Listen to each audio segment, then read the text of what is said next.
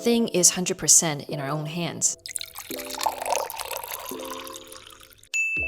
Have you ever wished you can go back in time and take back all the hurtful things you said? Or have you ever wished you had a second chance with a specific chapter of your life? No matter how good your temper is or how confident you are, there are times when you just want to explode or disappear on the spot. I've been there, giving in to emotional bursts, feeling self-conscious and insecure. It felt like my emotions were running the show, snapping at someone I actually cared about or freezing up during conversations that I actually wanted to join. It's not always huge meltdowns. Sometimes it's just the little stuff. If these scenarios sound familiar to you, bear with me. I'm gonna share 3 practical ways that help me through those tough moments, and I hope these can help you too. Tip 1. Remember to pause. A while back, I was watching a group of kids playing soccer during recess. One kid was the goalie, but got distracted for a second. Immediately, his teammates yelled, "What were you doing?" And the kid who was the goalie felt attacked, so he shouted back. In less than 10 seconds, a tiny mistake blew up into a full argument. Many of us see ourselves in that kid, giving in to our impulse. So the first step you can practice with yourself is to pause. When you feel yourself getting upset or defensive,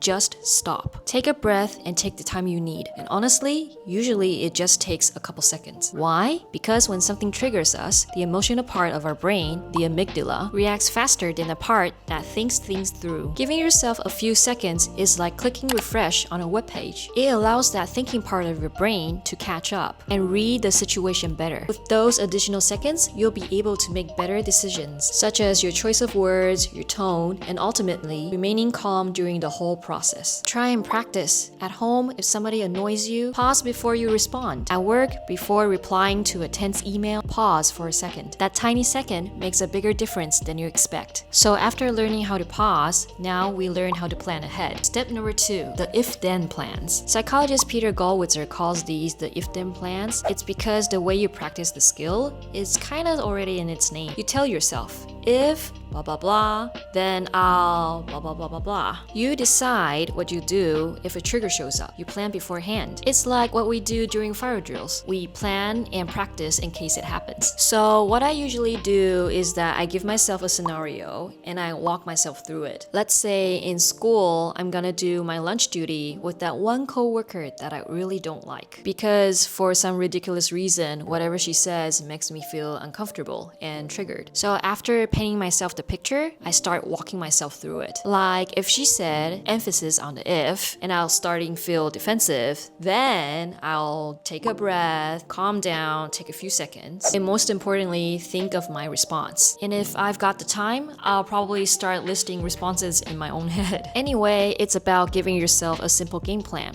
so your heart and mind can be prepped for the impact. And the last tip I would like to share is more about self-validation. Tip number 3, focus on what you can control and the effort you put in. For some of us, we like to think that we've done our best to manage our emotions. However, we have to admit, nothing is 100% in our own hands. Sometimes you just have to be okay with just going with the flow. So focus on what's actually in your control and focus the skills that you can work on. After you've gotten through your emotional storm, remember to give yourself a pat on the back. The truth is, we can't control what people say or do, but we can always decide how we respond and how we validate ourselves. Nobody's perfect, and having feelings and emotions is what makes us human. Though these practices won't make our emotions magically disappear, but at least they help us feel less frustrated and more steady. So let's recap. Tip number 1, pause before you react to anything. Number 2, have a simple plan for tricky moments. And last but not least, focus on what we can control and the effort that we put in these practices. Some days it works, some days it doesn't. But trying and practicing one of these skills in critical moments, that already makes a difference.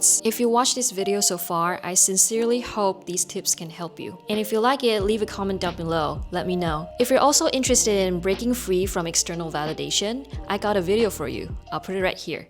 See you next time.